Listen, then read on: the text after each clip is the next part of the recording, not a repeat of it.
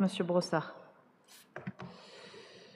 Cette délibération au sujet de l'expérimentation d'une carte alimentation durable sur Rennes, je vais m'appuyer pour cela sur un support qui, je l'espère, vous permettra de mieux saisir l'ambition de ce projet.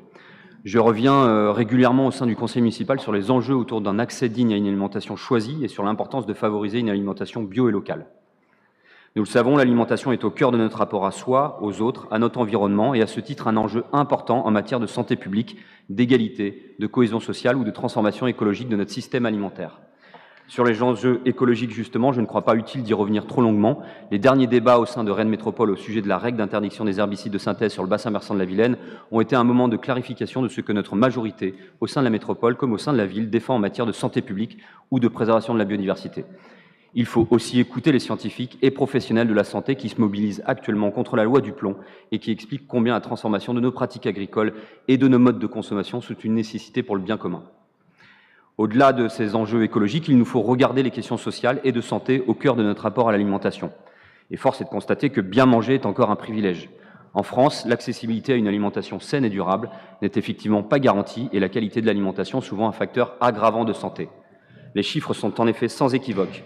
Selon l'ANSES, 8 millions de personnes sont en insécurité alimentaire en France.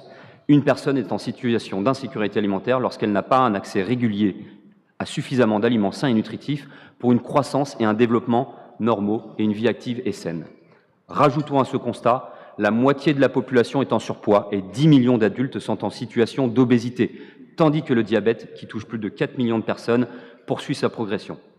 Et les cancers liés à l'alimentation augmentent à une vitesse dramatique, notamment chez les plus jeunes, à l'image de l'explosion des cas de cancer digestif.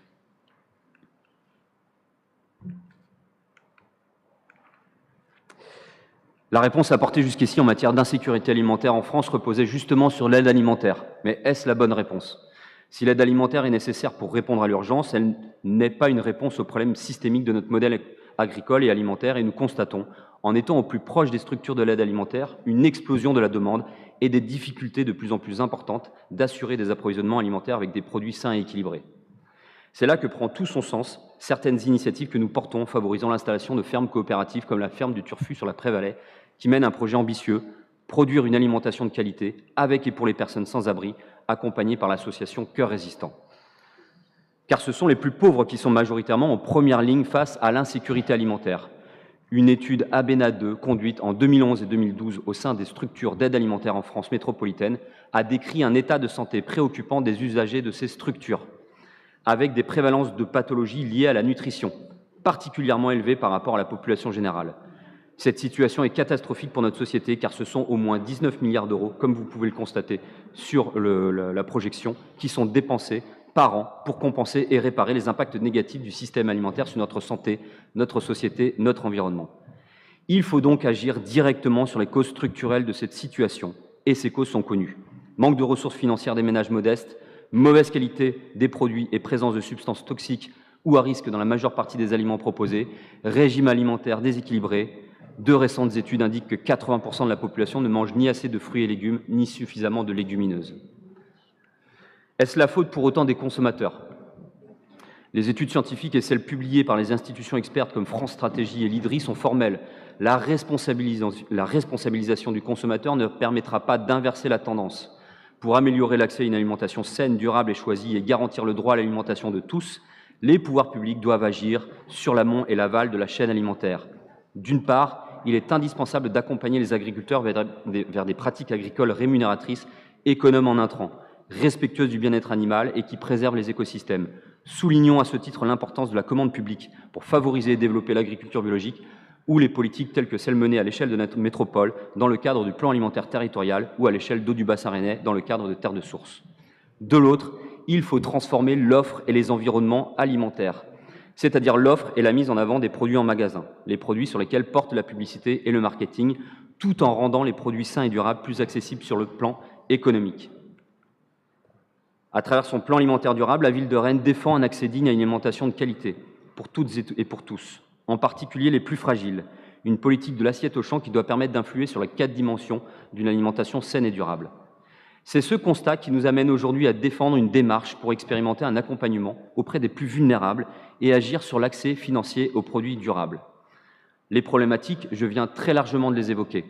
Les valeurs sont celles de la liberté dans l'acte d'achat, une initiative non stigmatisante ni moralisatrice, une initiative inscrite dans les habitudes alimentaires, un dispositif universel avec des modalités différentes selon les ressources financières des personnes, et des objectifs: faciliter l'accès économique à une alimentation saine et durable au plus grand nombre, soutenir les filières bio et durables, soutenir et développer la médiation autour des pratiques alimentaires durables, renforcer une dynamique avec les acteurs du territoire et les habitants autour du projet.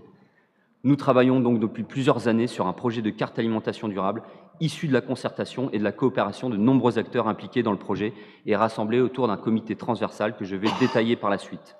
Je veux remercier Eau du Bassin Rennais pour son aide significative au début du projet. Ce dispositif, il va se matérialiser pour chaque foyer expérimentateur par la possession d'une carte de paiement utilisable dans des magasins conventionnés, donnant accès à des produits alimentaires issus de l'agriculture biologique et ou labellisés terre de source pour un montant fixe de 100 € par mois et par foyer.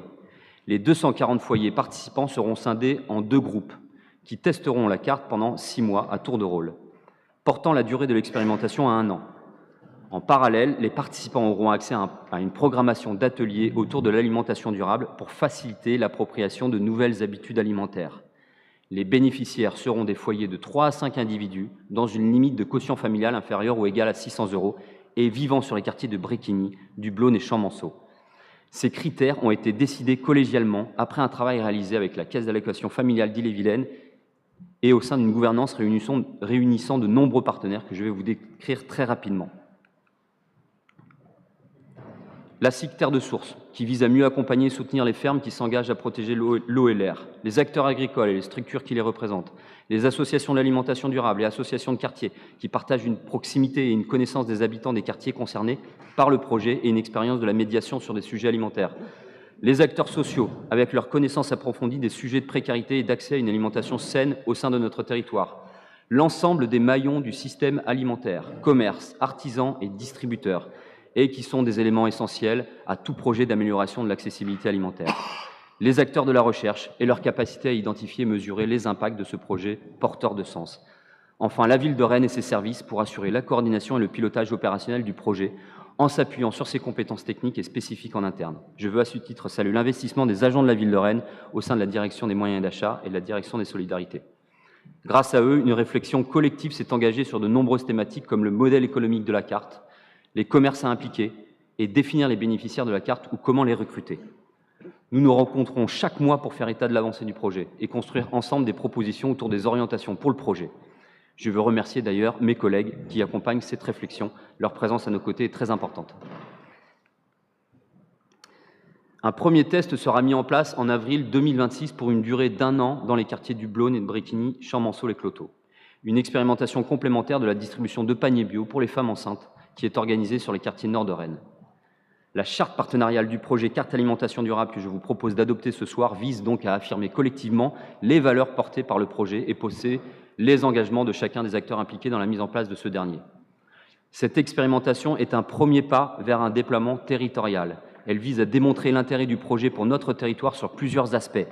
Ses impacts sur l'encapacitation des bénéficiaires vers une alimentation durable, ses influences sur le paysage alimentaire, ses contributions aux transitions agroécologiques. Mais c'est aussi une expérimentation qui, à l'instar de ce qui se met en place sur d'autres territoires en France, doit montrer la nécessité d'une approche nationale, voire européenne, du droit à l'alimentation.